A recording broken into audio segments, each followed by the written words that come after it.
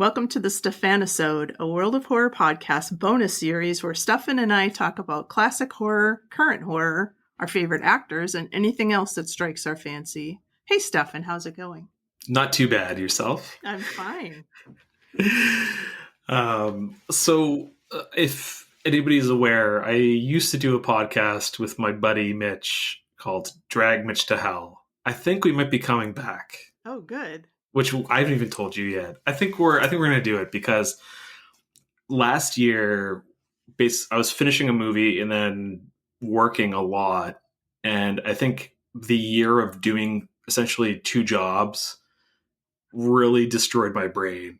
But I think it's rebuilt itself. Oh, good. I think I'm back. Good. Yeah, the same thing happened with Mac.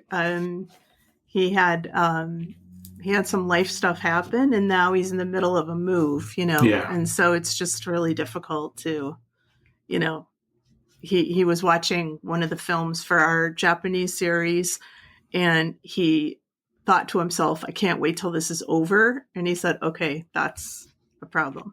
Yeah, of course. Yeah. So we just, pulled the plug for a little while. We'll be coming back in April. So yeah. And like also watching movies that way when it's like that weight is hanging over you can also like ruin the film itself, which is a big bummer, and you want to try to avoid if possible. Yeah, you don't want that to happen. Yeah. But today we're going to talk about Smile 2, a film I've now seen 3 times. What's your relationship? 3 times? Yeah. I've seen it twice. Do you want to hear my autobiography of Smile? Yes. Okay, so when the Smile trailers were first coming out for the first film, I was like, this looks bad. Like the trailers were just like not very good. And it looked like, those like aughts horror films that were like, maybe it was like Dark Castle, like kind of like proto Blumhouse, or maybe they were Blumhouse movies. I'm not sure, but there were just like a glut of them. Like, oh my God. Wasn't there a smiling one as well? There was a previous silly Smile movie. I can't remember what the premise of it was though. Or like what caused that affliction in that film. But anyways, like it just reminded me of a lot of movies that I had like suffered through, like a real down period of horror. And then it got like somewhat okay reviews, and I was like, oh, interesting. So my partner and I went to go see it, and I had a pretty good time. I thought it was a good movie. There's some of the scares were largely effective. There were a few that were silly. But there was a incredibly odd person in our theater who was, I think, smoked too much weed or ate too many edibles and was like laughing through the entire movie. Uh-huh. And at first I was like, oh, this is somebody's reaction to like a scare, and that's fine. Like people can react in whichever way they choose. But as it continued to go, and like everybody else in the theater started to get really annoyed with this person and shush him and tell him to stop. Like he just couldn't, like whatever was going on with him, he was having his own personal party. And we were all unfortunately dragged to it.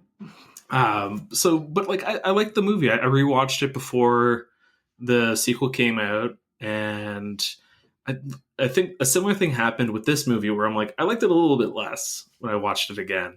And then when I saw this movie in the theater, I had a pretty good time. The runtime, which we'll get to, is 127 minutes, which is about 37 minutes too long. Yeah. It's ridiculous.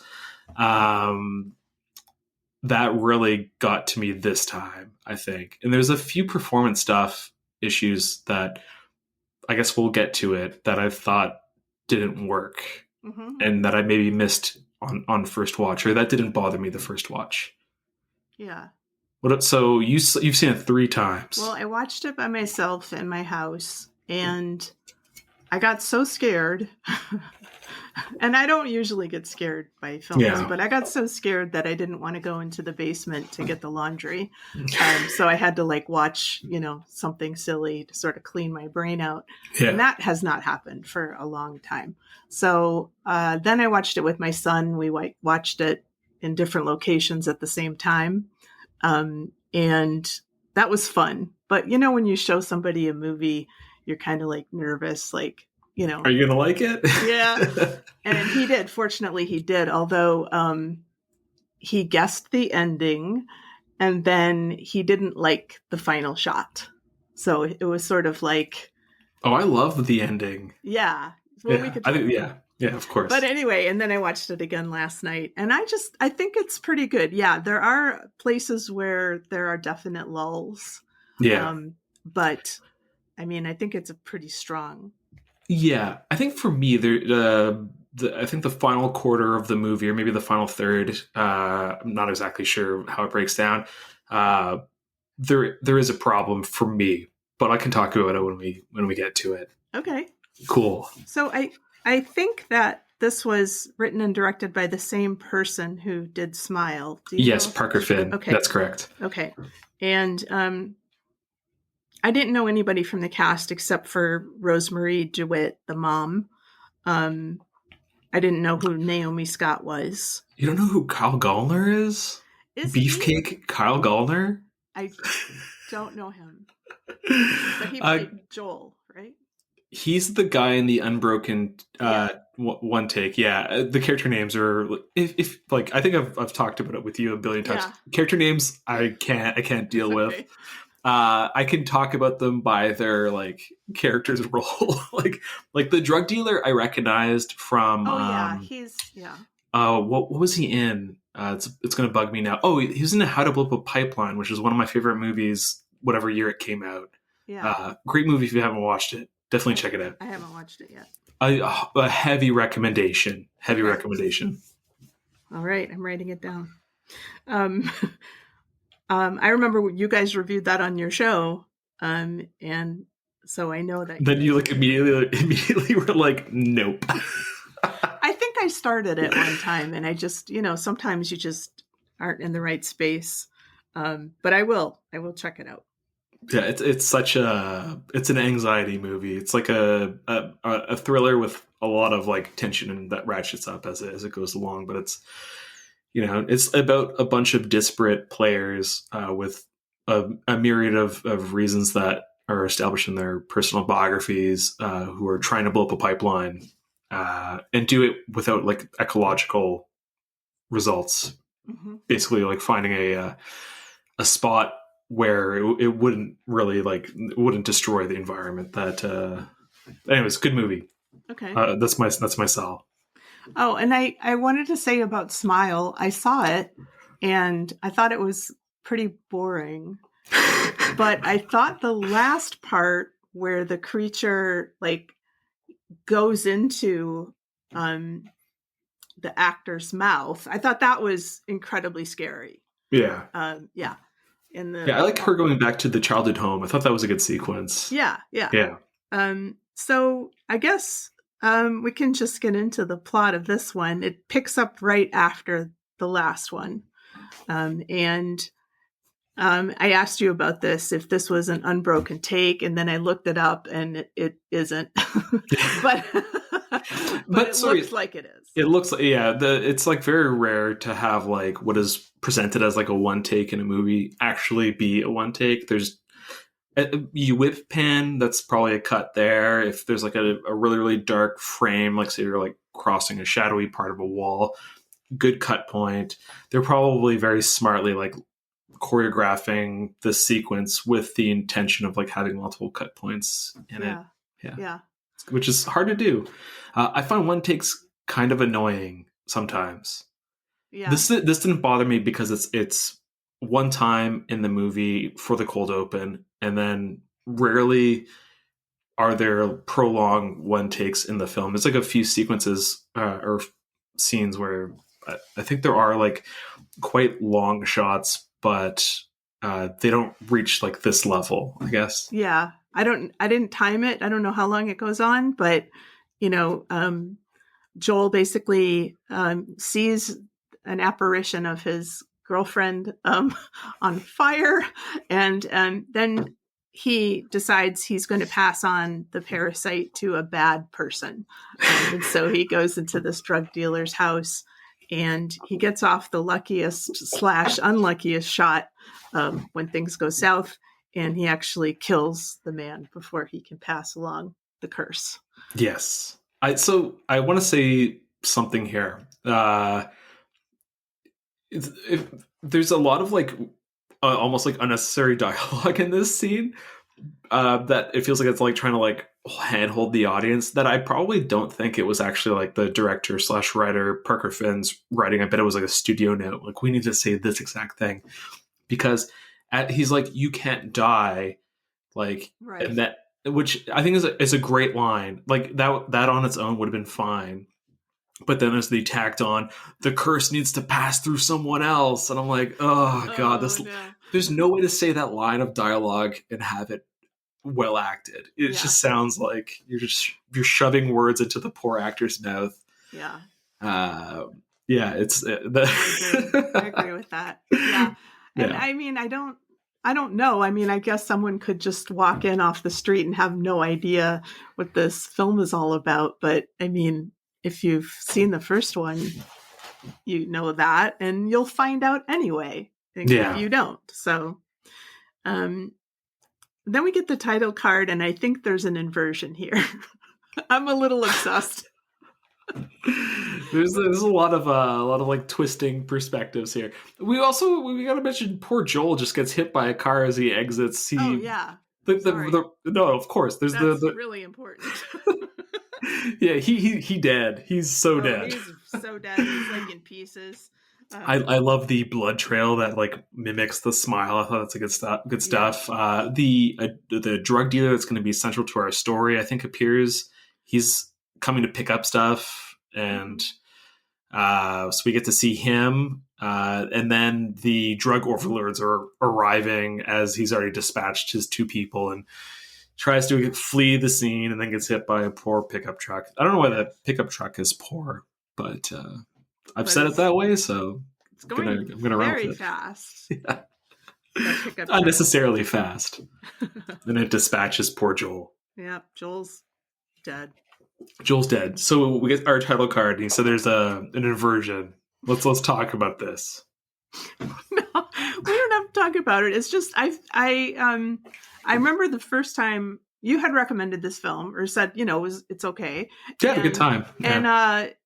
And I said, I like it a lot. It's just that one inversion is enough, I think. Yeah. Just to tell the audience, okay, we're in a different world. Things have changed. Yeah. But he does it 3 times, in the story proper. Yeah. And I don't know why. Yeah. He is like, he fetishizes like drone shots that are like literally flipped. And like, it's gone to a point where it's like, it ain't working. I don't like it. Just please stop it. Like it just gets it's like he's lampooning himself almost at this point, I think. Yeah. Another thing I noticed was he seems to really, and I don't make films, but he likes to push in on the actor's face, and the face is in the center of the screen, and it's an extreme close-up. So he really likes that. He uses that a lot. Yeah, and it's quite a showy sound design too. Oh, so, like it gets to the point of almost irritation a little bit, I think. Like a little bit less, dial it back just a touch. Yeah. But then we get the backstory via the Drew Barrymore show. She's a scab, that Drew Barrymore. Oh, is she? I'm just joking. During the writer's strike, she was like trying to bring her show back without the writers. Oh, wow. Yeah. Her and Bill Maher already sucks, but like, he sucked for a long time, but he sucked even more by trying to bring back his show also without writers. Wow. So 2 scabs. Anyways, okay, well, sorry. Now you've ruined Drew Barrymore for me. No, she did it to herself. Yeah, I think she's to blame here. But anyway, so we find out that a year ago, Sky Riley was in a car accident that killed her boyfriend, the actor Paul Hudson. Yes. And then she turned to drugs and alcohol and had to cancel her tour. But now she's all clean and sober, and she's making an emotional comeback, and she wants to apologize to all her fans. And what did you think of her in this moment, the character of Sky Riley? I immediately thought of Britney Spears post the head shave, like coming back after her very like public, like mental health struggles. And then I also thought about like how unkind like the media had been to her. Mm-hmm. Like there was like so much like nastiness. Like somebody like I think got like an upskirt shot of her when she wasn't wearing underwear. I think that like got around. It was just like gross stuff, and it reminded me of how awful paparazzi are. I don't know. That's what I got.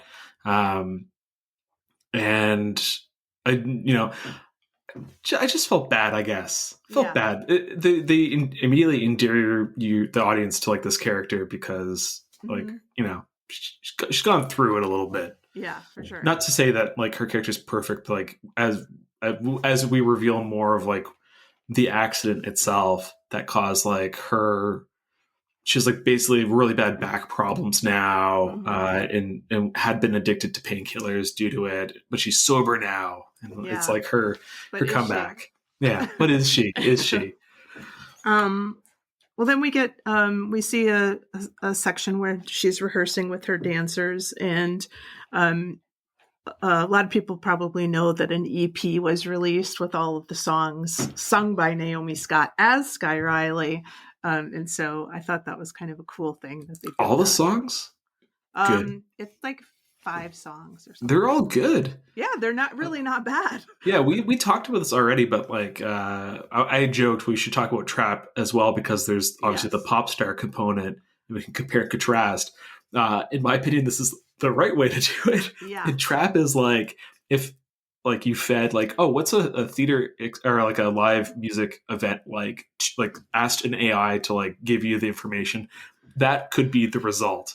Yes. Like it just everything felt off. It was in trap. It's like during the day. There's a weird intermission. Mm-hmm.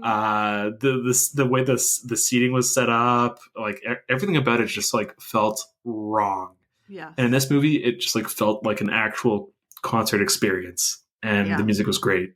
Yeah. Like yeah. It's really good. I did download 2 of the songs onto a playlist. So, but as you said, Sky has hurt her back. The ice pack's not cutting it. And she has a secret stash in a mint tin of some pain pills, but she accidentally fumbles them down the sink drain. Yes. And so there is one... I thought this was cool. The camera sort of pans when she's out with her mom. Her mom drops her off and is like, okay, go to bed, honey. And the camera pans and follows her into the hotel. And then it just stays there. And then she walks out of the hotel and gets into a cab. So I thought that was pretty cool. Yeah. There is a lot of there are a lot of great visuals in this. When it's not trying to be, a real extra is what I'll say. Yeah. But she goes to see, I guess, somebody she went to high school with, Lewis, the guy from the beginning of the film who, he's not doing very well at all. He is quite paranoid is how I would describe him. Yeah. He doesn't look well. No, he doesn't. He doesn't remember sending the text to her saying it was okay for her to come over. And then he says, I'm having the worst week, which I thought was hilarious. It's a very funny line. Yeah. There are some funny lines in this, actually. Yeah. So he asks her, he says, there's something weird going on. Do you believe in weird stuff? And she's like, I'm going to go. I don't know what's up with you, but I think this is not the place for me. And as she's waiting for him, a news story about her comes on. Yes. And she's getting a little nervous about, I think, being in a room with so many drugs out on the tabletops and things like that. But then we get Lewis's death. Yes. Yeah. So poor Lewis, having the worst week of his life, it finds out it's going to get much worse. When he's supposed to come back with drugs, he instead comes back with like a weight, like a dumbbell weight. and then proceeds to smash it against his face until his nose is gone, his jaw's hanging on by a thread. So Lewis is dispatched before imparting a grand smile to Sky Riley. Yeah. Thus passing the curse. So she's paralyzed as this is happening, and then we get the squelch. There's just like a piece of his jaw. It sounds like a fart kind of, but like it is a gross sound. It's a very gross sound. Yeah, I apologize if that was disgusting. No, we'll hear it again because it comes back. And there, of course, there's a close up of Sky. She scoots back and then she vomits. Which that'll be important later. And she's going to call 911, but she realizes kind of looks around, sees all the drugs. Yeah. And she's supposed to be clean and sober, so she doesn't call 911. And then we get an inverted shot, and it's. But this one's not that bad because it's also traveling, I guess, back to her hotel room. Yeah, this one actually I think is good. Yeah. If it were like the only one or like one of two, I'd be down. Yeah. I don't know if you picked up on this or if you care, but she's wearing an MTV t-shirt for when she's sleeping, and then we see her in a Talking Heads t-shirt, and I thought, is somebody from Gen X like planning her wardrobe here? Because I thought that was kind of I don't know. I thought that was kind of unusual. I love when like costumers or like production designers throw in like fun shirts. Like I remember when the trailer had come out for like Jordan Peele's Nope, and I had one of those. You know that silly Leonardo DiCaprio meme in Once Upon a Time in Hollywood, where he's like pointing at the screen with like excitement. Yeah, it was like me noticing that Keke Palmer's character is wearing a Jesus Lizard t-shirt, and I was like, yes. I'm a huge fan of that band, so I was like, amazing. So anyways, the point is like I'm down. I love when people throw in good. like fun band shirts. I was doing that same thing. I was like, oh my god. But she hears the squelching sound and she sits up immediately, and Lewis is standing in her room. Mm-hmm. Not really, but just this apparition of him. And I guess it's the next day. She's having a conversation with her mom. Mac said momager about her friend Gemma, with whom she's had a falling out. And she's like, Gemma doesn't want to hear from me, Mom. And we can tell there's a lot of tension in the relationship between Sky and her mom. Yeah, her mom is very much a stage mom. Like it is. She ain't good. She's just thinking about like how can I best utilize my daughter for profit. Yeah. Capitalism. Whee! The slide to hell is long.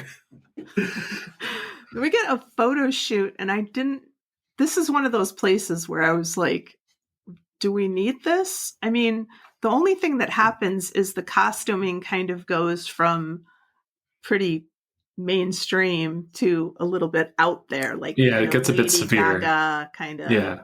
But was that in her imagination? Or if not, like, I don't understand why this scene is in there. I think they just wanted to kind of like transition the character. Like, she is now going to go from the pop icon to kind of a horrified version or horrifying version of what she was. I guess I don't mind. I wouldn't have cut this. I don't think I would have kept it. I think it's good. I think it's a smart little tip of the hat of the movie that I think upon like a rewatch like rewards the viewer. So like I'm always pro keeping that kind of stuff in because I just was a little confused if her costuming changed really, or if that was in her mind.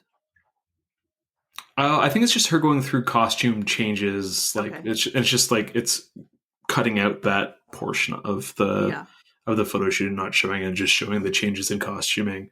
But yeah, like I like scenes that can give the context of the movie it fully almost like there's the scene in what was that movie with Sebastian Stan and Daisy Ridley? Yeah, Is that who Fresh. it is? Fresh meat? Fresh. Oh, fresh, just fresh. But there's the supermarket scene where she's in like the produce section and still says meat above her. I'm like that just gives you the movie like right there. Like, yeah, I think stuff like that is like very like nice to include. I take your point. Yeah. Yeah. Then we see her do a Google search. Does vomit have DNA? Which I love.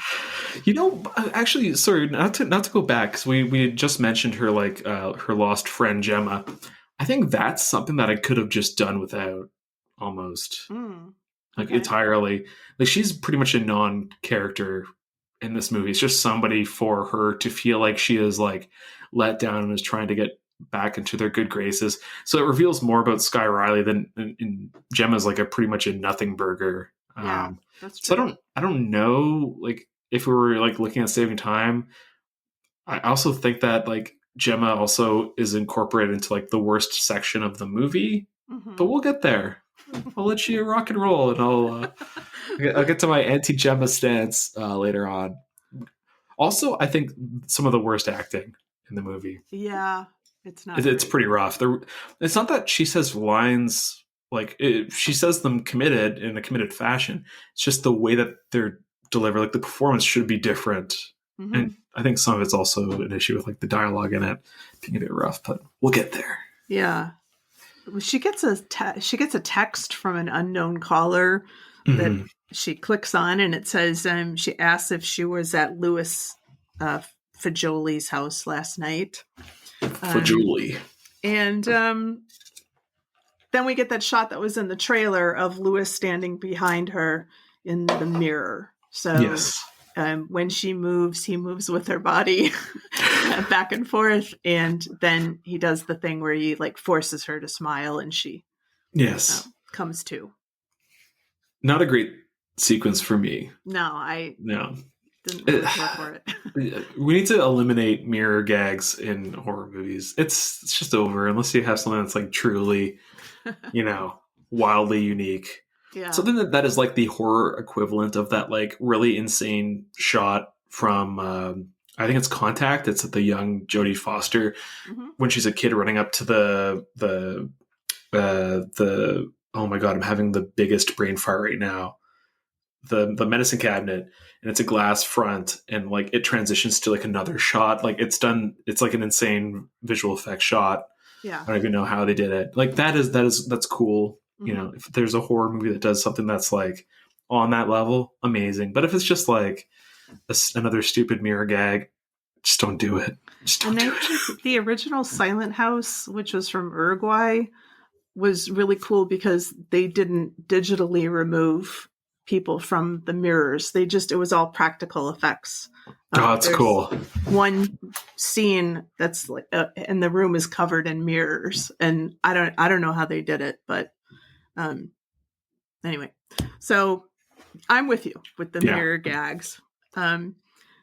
She has a problem with one of the costumes they want her to wear because it's see-through and it shows her scar on her stomach, and she doesn't want that. And I guess we get a rehearsal. Oh yeah, this is where the Doctor Give Me a New Brain song comes, I think. Yeah. She is then signing autographs, and I do like this sequence a lot. I like it too. The odd parasocial relationship of fans and pop stars, or just, popular figures. Yeah. We get one of those in the form of Alfredo, and he... Alfredo looks rough. Yeah. Alfredo's had a hard time. Yeah, what's going on with Alfredo? I mean, he's got some kind of skin condition. Yeah, it's like he has like a little bit of I don't know if it's like rosacea or he looks, but in general he looks like he hasn't showered in a year. He looks like a greasy dude. Yeah, and he wants her to sign his T-shirt to Alfredo. love Yeah. Sky. And then he says that she's got really beautiful skin, and he can tell that she's sad inside. And, it's just inappropriate stuff. And then he says he loves her so much and they should be together, and people have to drag him away. Yeah. So she has to take a beat, and then we get the smiling, creepy little girl. Yeah. She's funny. I like that. I like great. that they followed it up with another, she could be starstruck. You don't know if she's, another Alfredo-like almost apparition, or, it's good stuff. Yeah, really good. Yeah. And I just love this little girl. She's got the braids and the braces, and I think I hope it was fun for her to shoot that, because I can't imagine her just like smiling through the whole thing. She is looking at the mystery text, and she's pulling out her hair. This will be a motif that whenever she's stressed out, she pulls out her hair. This is a visual medium, so people don't know. I have a large beard, and I like pull hairs out like all the time. Yeah, there's something satisfying about it. I think it's like an ADD thing too, right? Like there's something about like the feeling of it that just appeals to the way my brain is, I guess. I don't know if I should admit this, but I often like pull out my eyebrow. I do that too. Yeah. I used to pull out my eyelashes too, which is the one. And then when I was a kid, around like the nape of my neck, I would pull out like hairs as well. And like it was getting to the point where I had like bald spots. I technically have like a bald spot on my beard from doing it too. Like it's just my personal tick. So I liked a lot of this stuff. Like it's done like to like a silly extent in this movie, but I like the touch. But relatable. Yeah, but relatable. Yes. So she calls Gemma. She leaves a message. Gemma calls her right back. She seems nice, and she says she's going to come right over. And that's a little bit surprising, given what we know, that they had this huge falling out like a year ago. Yes. And so this is a kind of a surprising thing. Then there's this whole sequence where she has drunk half a bottle of Voss water. And heavy product placement in this. Yeah, definitely. All the water's Voss water. And while she's playing on the piano, she hears it crash in the kitchen. And so this is slow. This is very slow. Like she goes and she sees the broken glass, and there's a canted angle here. And then she goes and gets the broom, and then she comes back, and Alfredo's t-shirt is sitting on the floor. Yes. Yeah. And she follows the trail of Alfredo's clothing until we get to his skid marked underwear, which is disgusting. So gross. It's so gross. And she goes to her closet, and he's standing there. He cuts out the light, but he's standing there naked.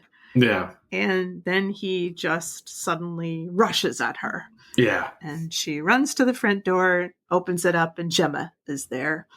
And of course, none of that actually happened. Yes. She returns into the apartment and kind of like guides her to the scene, and like there are no indications of Alfredo or his discarded items of clothing. But Sky apologizes. Gemma accepts her apology, and she's like, "But what's going on with you?" Like, yeah. And she's like, "Something really bad happened," and she tells her about what happened with Lewis. And this is where her like reaction and her acting / the script is like not very good. It's like, that's crazy, or like something like that. Like it's so, I don't know why I said that specifically. Can I give you a backstory about that's crazy? I went to go see Baby Girl in the theater, and this isn't giving anything away, so if anybody hasn't seen it, it's not a big deal. Nicole Kidman essentially Blair Witches in the corner of a room, like turns her back to I can't remember his name for the life of me, but it just does that. And somebody behind me in the most like soft voice in the world said, yo, that's crazy. And it's just like, it's stuck in my head. So that's kind of like what I'm attributing, like, yes, her like line delivery to.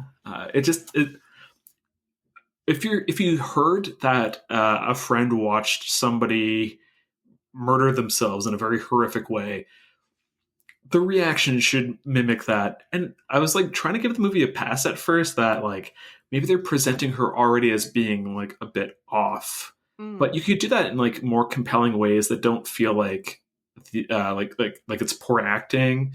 Like if that's the direction, your direction is like cutting your actors off at the kneecap, like they're not going to be able to succeed in this scene. I just feel like, it's so unethical what she did, just leaving that man there to be discovered by a maid or something. And, she should have called 911 and hang the consequences, but she didn't. And then here's Gemma saying, no, don't contact the police, because you're sort of in this vulnerable space. And so you don't want to get mixed up in all that. Yeah. So I didn't buy it. Yeah. Again, I think that her interacting with Gemma is some of the worst stuff that this movie has to offer. Yeah. Sorry, excuse me. Oh, that's okay. So there's a flashback. Also, some of the transitions are not that smooth. It'll just like cut to black and then something crazy happens. But anyway, so this is one of those moments. We flash back to the car crash. Where she's just waking up and she's hanging upside down, it looks like. And she discovers that she has a compound fracture.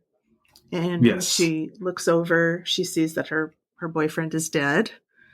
And but that was all a nightmare. So she wakes up in her Talking Heads t-shirt. Yes. And she apologizes again. She says, I feel like my brain is this really fucked up place full of chaos and noise, and I'm trapped there all alone in the darkness. And Gemma says, that's because you're a horrible person. That's a pretty good line. I like that. Yeah. So people just need to hear it, You got to change. Sky's not a great person. No, she's not a great person, but she's a really compelling character. I mean, and I think they got the right actor for this role. I mean, she's really, she's compelling. So Gemma smiles, that creepy smile at her.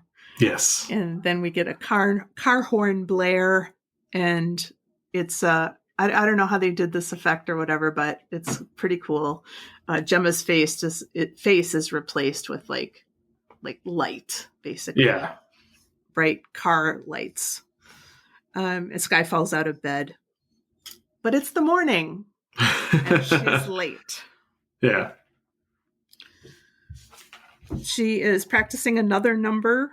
But this is the one where she's sort of in the more Lady Gaga type outfit. Yeah. And she hallucinates her dead boyfriend, and she hallucinates that her leg is broken. Yes. So she collapses to the floor and then accuses the rest of one of the choreographers for throwing her off. Yeah. Trying to, obfuscate blame, I guess.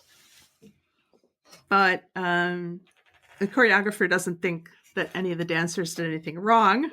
So Sky runs away, and her assistant Joshua passes her in the hall, smiling. When she gets to her dressing room, Joshua's got it rough, by the way. Poor Joshua.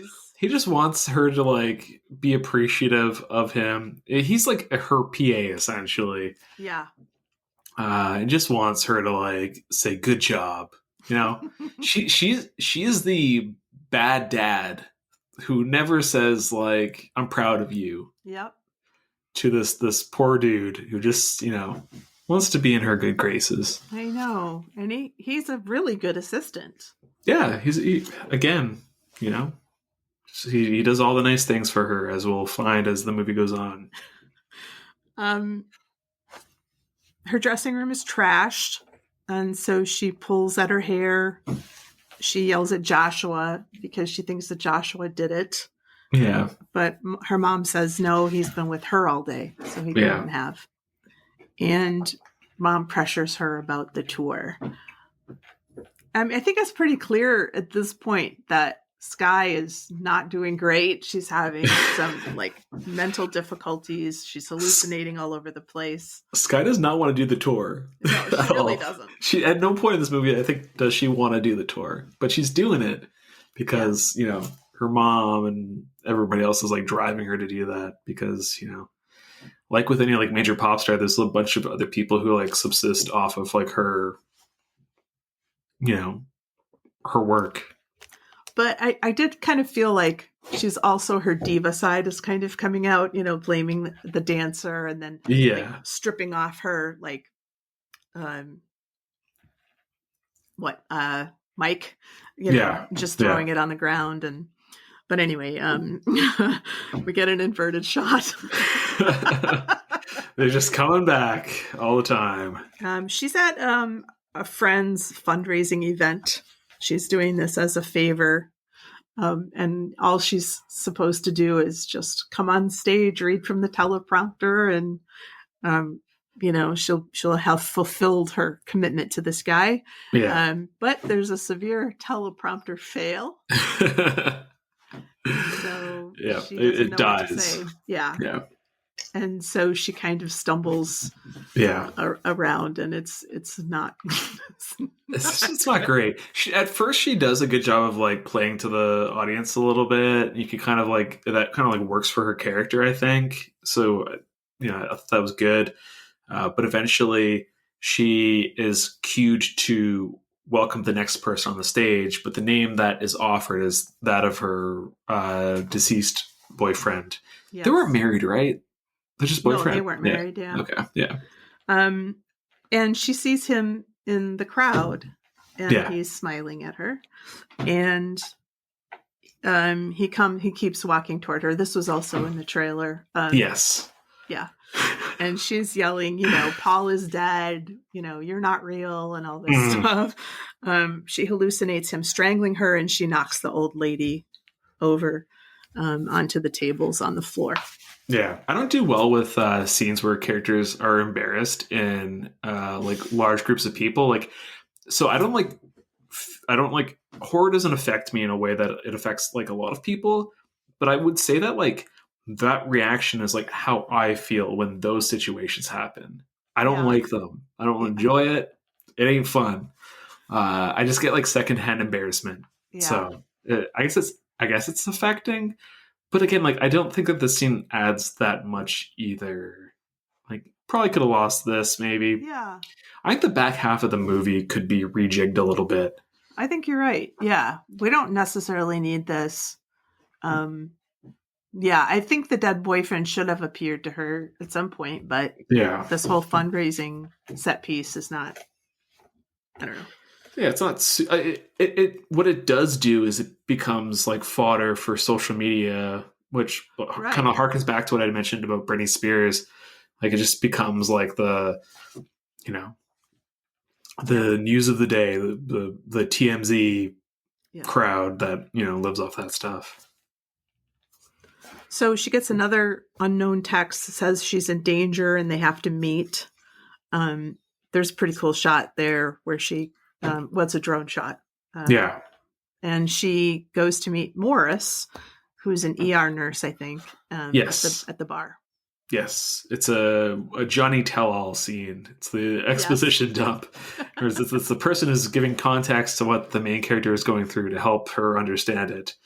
That being said, I don't mind this scene. Like, I enjoy it. I think the exposition is not super silly. He explains that he has his own. Is my mic? No, it's fine. Oh, okay, cool. Because I hear like a little bit of digital interference on my side. Anyway, sorry about that. You get his like personal context for how he knows this. His brother, had suffered an awful fate due to this curse that he explains to her, and that he believes he can stop it, but in order to do so, he'll have to like momentarily kill her to allow the curse to release or stop it in its tracks, essentially. Yeah. She's not really down with this plan. She's not down at all. She's like, hard pass. I'd like to live, please. And while this is going, her phone is blowing up also. Yes. And it's her mom, but and I think it's Darius, the guy she did the favor for. And then I think it's her talent agency. So everybody's mad at her. Yeah. She's a real Justin Baldoni, I guess, in that moment. Speaking of PR firms. Yeah. So she goes back to her place. She's packing a bag. This goes on for a really long time too. Yes. Is this the choreographed mob sequence here? Yeah, it's about to be. So I like that a lot. That's my favorite part. Yeah, it's creepy, but also weird and absurd. That's my vibe. That's what I'm into. Absurd and weird and creepy. Put all those things together, I'm on board. But getting there, I feel like takes so long. So this, I think, is remember I mentioned that there are like a few really long shots in this that like it's not a full one take or intended to appear as a one take, but like her frantically going into the bathroom and then she's like looking through her bag and ruffling through and she like breaks the glass. That is like quite a long single shot, I believe. Yeah. Boy, that would be tough to reset, huh? Oh yeah. Yeah, that's why that movie has a budget, so they can reset the glass. But having to bring in another piece of tempered glass would suck and be expensive. She wrenches her back, so she goes to get the Tylenol and she throws, spills it all on the ground. She throws this tantrum. She throws something at her shower door and shatters it, obliterates it. Rest in peace. And then she goes back to her closet, and that's where we see all the dancers there smiling. Yes, I like this. Yeah, it's good. So good. Good. Yeah, and I would have liked more. Yeah. Pop star. I guess there are the fans. There's the choreographed mob. I just I want more. I want more of that. Less Gemma. Give me more of the fear of pop stardom. I don't need the lost friend. I was trying to think of how to contextualize that. Yeah, but this sequence is really, really great. Because the dancers are all frozen. Of course, they're not saying anything, but they'll just be like in the doorway, just completely piled all the way to the top of the doorway, on top of each other. Oh, it's so good. I agree. I'm a fan. And eventually, they mob her. And I think that's where I got super scared. I think that was the moment I was like, because that's a definite fear of mine. It's definitely, it's claustrophobic. Yeah. And who wants a bunch of people around you in your space? Not I. Not me. I hate it. It's pretty creepy. And then one of them jams their hand into her mouth and then, keeps pushing in. Yeah. Yeah, I think that's how it ends. Yeah, then they're blackout. Yeah. And then she's found by her mother, I believe, and brought to a rehab facility. Is that right? Well, right before that is the flashback to the fight in the car. Oh, okay. So we understand. We get the true extent of her partner's final moments, essentially. Have at it. Fill me in here. She's doing coke. He's doing coke. We're all doing coke. They're yelling at each other, telling each other that they hate each other. He calls her fucking psycho, and she grabs the wheel, and they crash through this barrier and hit a tree or something. Yeah. So, but she wakes up and she's in a private clinic. And I just wrote, her mom is super mean. Yeah. And I think the actor does a pretty good job here because, the mom is pushy in her regular personality, but here she's being pretty mean and saying, you are a burden on everybody, and we all give to you, and which is all true, but people don't normally come out like that. And then she also has a demon voice. And she says, "I've tasted what's inside your head." So that's a pretty awesome moment. Yeah. Then we get Mom's death. Yes. Mom takes a piece of glass to her cheeks and then her eye. And her neck, and dispatching herself. Yep. And so Skye runs to the door, but before she gets to the door, she sees that the shard of glass is actually in her hand and there's blood all over her gown. Yes. So Joshua has brought her a sweatshirt with her face on it, which is pretty good. Which has been established earlier, yeah. Again, proving that Joshua is the best. He really is the best. He's thought of everything. And although he kind of becomes a narc in the next scene. Yeah, he narcs. Yeah. Joshua, you do better. Do better. She puts the sweatshirt on and she tries to make a break for it, but we get this wonderful line from Joshua. "Is that blood?" Because like her gown extends obviously beyond the hoodie, and it's like the front is like fully erect. Yeah. So she does this pretty cool move where she summons the security guard over to her and grabs his gun and holds everybody off, and she breaks out. But she steps on broken glass, which leads to some pretty gnarly body horror in a moment. But Gemma is there. She's shown up just at the right time. Yeah. And so Skye points the gun at the driver and commandeers the car. Yeah. But she can't drive. So Gemma says she'll drive her to, where are they going? Staten Island? So, yeah. Why are we going there? Which is a very funny line. Like, or I don't. I'm paraphrasing. I don't actually know what her character says, but that's like what Gemma's like one good line, I think, or one of two good lines in the movie. I don't like this section of the movie now that we're getting into,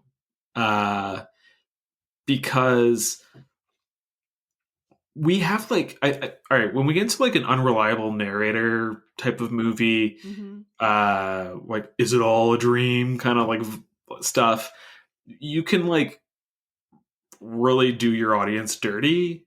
And what this movie does smart in like the first little bit is like there's like little guidelines that are like, here's the reality and we'll take you to the next spot, and there's some things that aren't real in between those things.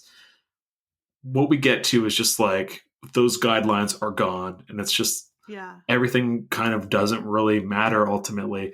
And you could argue that like there are people who like experience like things that aren't real, and to present that as like a narrative just illustrates kind of like that lived experience, but like I don't think it works for me. I don't know. That's just me personally. No, I'm with you, because, later when I'm thinking about the movie, I'm like, so where's the cutoff? When do we go into full flight from reality?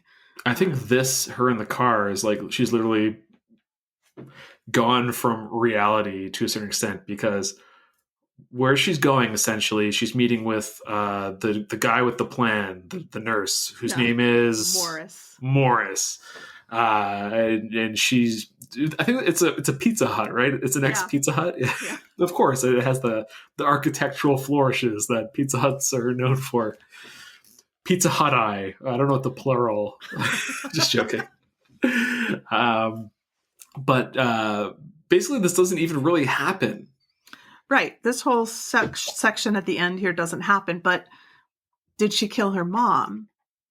Or is she hallucinating at the end? It has to be one or the other. So I guess, all right, maybe I'm wrong. It's not in the car. I think maybe it's once the thing reaches into her mouth, it's the complete cutoff, because I actually see the end as being like her like final like the like I this is the reality that's going on and I'm being like taken over. So I think her mother is alive at the end to witness like her demise. And I think that like after her, the choreographed nightmare is probably the cutoff. And like that's the problem. Like there's nothing like we need to have like some reality to play with. Yeah.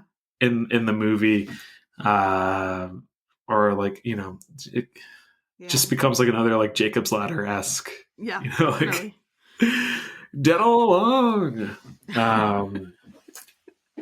Yeah. Well, one of the biggest moments, I guess, is when she's in the car with Gemma. Yeah. Gemma calls her on the phone, and it's the real Gemma, and so the entity has been mimicking her friend all along. Yeah. Because the real Gemma is like, yeah, I didn't even know if I was going to call you back, and why are you texting me? And all this stuff. And so it's like, ah! And then she's saying to herself, it's not real. It's all in my head. It's not real. And then all of a sudden she's driving the car. Yeah. And it's all pretty ridiculous. There's no way she would find her way to this Staten Island abandoned Pizza Hut place. Yeah. But she does. And then we get the last sort of chunk. So he's going to stop her heart, and it's in this really cold room. Yeah, it's apparently a still refrigerated ex Pizza Hut cold shelter. I didn't even think of that. Yeah, that cold storage. Sorry. Yeah, I don't understand. It's weird. If there is a a derelict Pizza Hut, the power's cut and the probably the cold storage door is like left open so it doesn't become a disgusting smelly wasteland in there. Yeah. It's like leaving a refrigerator or like a cooler popped open while it's not being used kind of deal. But what's also pretty awful is two things. One, the CGI steam coming out of her mouth. Yes. Pretty bad. But the other thing is that Morris just sort of disappears in the middle of this. So when she looks up to the ceiling, it's her old self from the car crash bleeding down on her. I thought that was pretty good. Yeah, there's stuff in this that I like. I just like wish that it was structured differently, I guess. So this other self, just sort of tortures her and says that she can't get away from, she says, you'll never escape who you are on the inside. Yeah. And she forces Skye to smile, but Skye bites her thumbs and injects herself in the neck. And she seems like she's going to pass out for a second. Yeah. But the other self is laughing at her and says, this isn't real. Yeah. And then forces her into the pod thing. It was this thing that she had for the stage show. Yes. I guess the cocoon to her butterfly. And then then she's at the concert in her butterfly costume. And we see the whole stadium just cheering for her. Yeah. And at this point, Matt called it, and I was like, "Darn it!" But I don't think knowing what's going to happen in a movie is bad. Yeah, it can be bad, but I don't think necessarily like telegraphing. Like, I think I knew what was going to happen too, but I was like, yes, yeah. That was Mr. Burnsing. So the whole, So Mom, Darius, and Joshua are all there, and Mom signals to Skye to smile. Yeah. The other Skye peels off her skin, and this is so cool. Yeah, I don't like skin stuff, so yeah. Did not enjoy. But she just the creature emerges from the other Skye. And we see the true form of the entity. And this has been all over social media. You can look it up. WoHos if you want to see what it looks like. It's pretty gross. It's sort of this like non-skinned thing that's with multiple huge. multiple mouths. Oh, the mouths. Yeah, sort of similar to the first what we saw in the first movie with the rows of teeth. It forces Sky's mouth open and apart, and but actually Sky is on the floor, on the stage floor. But she stands up and she smiles at the crowd, and we just cut back to the crowd, and they're all like, "We love you, Sky," and all this stuff. Like, is she okay? Somebody call an ambulance, kind of stuff. Like a lot of funny, like ADR, like Foley lines thrown in. But we hear these strange sounds coming from the stage. We're not sure really what's going on. But finally we cut back to Sky, who is dead, having thrust her microphone into her eye. Yes. And the audience has watched it happen, so there's going to be a third one. And my hope is that it is a pandemic of this affliction because everybody's witnessed it. So there should be like a theater of people passing this around now. Yeah. Which I think would be pretty cool. That would be pretty cool. Yeah, I wonder how they're going to pull it off. I mean, that sounds like I'm on board. Promise. Yeah, I'll watch it. Because you can't do this again. Like this. Oh, sorry. I think my partner's coming home, so you might need to chop. Okay. That's all right. I'll wait for him to stop before we continue, if that's all right. Sure. Oh, no problem. Yeah. I think he's good now. Okay. I hope. Oh my God! What did I? We were what was I saying? About, like what they're gonna do with the third one? Oh, I was gonna say, so like they've already done a character afflicted with this and navigating that twice. So I think that naturally, it would make sense to expand it out and an interesting third installment. Oh my God, he's still going. Oh, that's okay. Little dog. He must be really happy. He's a little Napoleon. Yeah. So I guess that's Smile 2. That's Smile 2. I'm just gonna mute. If you wanna keep going, I'm just gonna mute myself. There was just a couple of pieces of trivia I thought were kind of interesting. That I verified. So Parker Finn worked with surgeons to create accurate scars on Sky's body, basing it on what victims in severe car accidents might receive. The scar on her torso is called an exploratory laparotomy, which is used to examine the internal organs for any damage. So I thought that was pretty cool. And Sky's friend, who dies by suicide, is named Louis Frajoli. The Frajoli delusion is when someone believes that multiple people are actually the same person in disguise, which, as shown in the first film, is the Smile entity's MO and fits Laura's description of it, wearing people's faces like masks. That's quite interesting, actually. Yeah. There are so many ways to be fucked up in the head. I was thinking about face blindness the other day. Oh, so even more interesting than face blind. I actually had a movie idea based around face blindness. Yeah. But anyways, that's there's another condition where you only see faces. Oh my God! So it's like a void with like faces in a sea. Yeah, there's a lot of different like aphasias that arise from like suffering a stroke or anything like that. Yeah. Oliver Sacks had like a book about people in decline, and all the things that can happen to your brain at the end. It's not good. It's not great. Well, I don't know. These letterbox reviews are not great. There were a couple of ass ones though. I love me ass reviews. I rarely have. I'm a generous reviewer. I think like I rarely go below 3 stars. Do you remember the last movie you saw that was below a 3? Yes, I do. I don't want to. People like I don't know. I watched. Should I just say it? Yeah. I watched the Dead thing that ended up on Shudder, and I didn't love it. Yeah, I was going to ask you for recommendations, but we can do that in a minute. Yeah, I'll give you like things that I actually liked.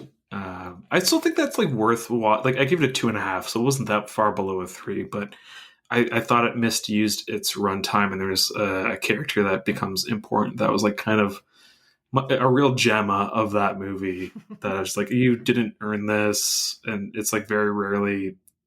I don't think it was scary at all. Period. Yeah. So like the horror elements don't work. Anyways, I not to throw shade. It's on Shudder, so it's already doing well for itself. It doesn't need me to like. Who cares? Also, who cares what I have to say? Well, I do for one. Oh, that's kind, but I'm sure most people are just like, this guy's an idiot. Oh, yeah. Also, if you like it, that's cool too. Mm-hmm. Definitely. I know somebody said one time, like, there's a song that you hate that's somebody's favorite song. Yes. There's a movie that you hate that's somebody's favorite movie. Oh, totally. But I just wanted to say that Tota77 gave it a 0.5 star. The ending was ass ASF as fuck. Flappergoff said, "Holy shit, this was ass." But then said, "No words." But you just used a bunch of words. So anyway, I thought that was funny too. Final thoughts on Smile 2, Stefan? Like the first one, it dropped in my estimation a little bit, but I still like overall have a positive time with it, and I'd say check it out if you haven't seen it before. Yeah, in the States it's on MGM Plus, but you might be able to find it other places. Yes, in Canada it's Paramount Plus. And I would say check it out. I think it's really fun, and I will always have a soft spot for it because it actually really scared me.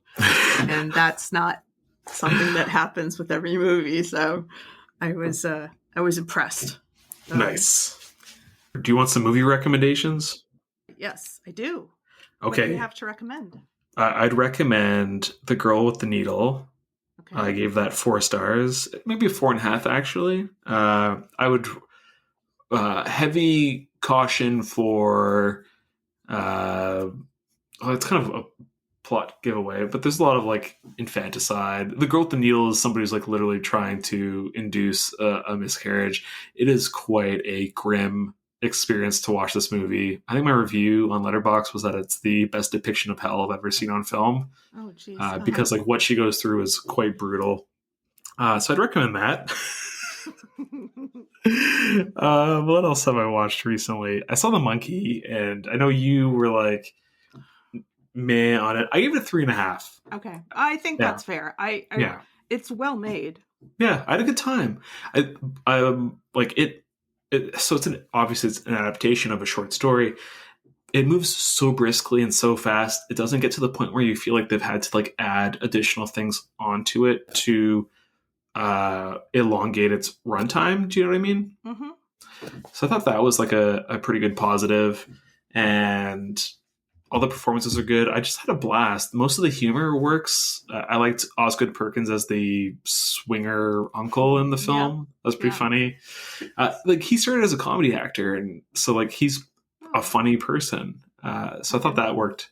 Yeah, he's like he's in like a ton of like silly comedies. He's I remember him like I don't watch superhero movies anymore, but like when the first Avengers came out, he's the funniest line in the movie. It's like when they're in like the Avengers, spaceship or whatever the hell it is, and Tony Stark's like saying that like nobody's really doing anything right now, and he's like, that guy's just playing Galaga, and it's Osgood Perkins at a computer, and he quickly like turns it off like to his actual work, I guess, and he has no lines, and it's still the funniest performance in the movie. Yeah, that's amazing.